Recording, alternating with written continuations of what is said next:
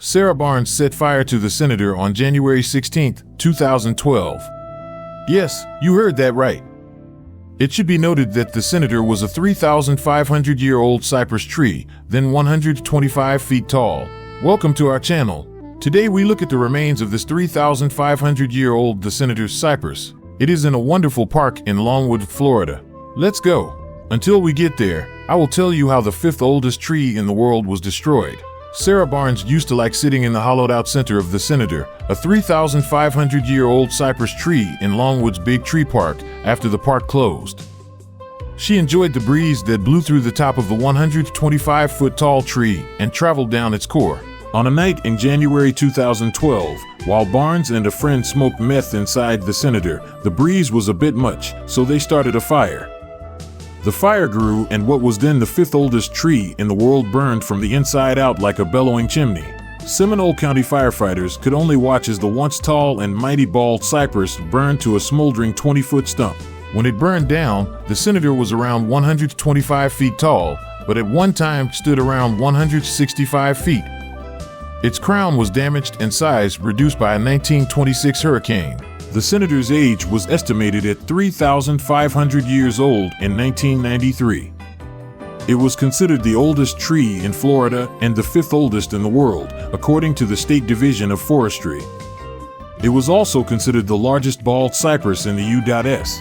The senator was named for State Senator Moses Overstreet, who owned the land around the tree and donated it to the county in 1927 for use as a park. Even before receiving its name, the senator was popular among locals. The Seminole tribe of Florida used the tall cypress as a landmark. The senator's legacy lives on in this clone of the original tree. The senator was the Florida state champion bald cypress tree and had survived through an estimated 3.500 years of Florida's extreme weather, forest fires, and the logging boom of the early 1900s. Through all this, the senator stood strong, even surviving a hurricane that knocked off the top 40 feet of its crown until, on January 16, 2012, the senator was lost to an arson fire.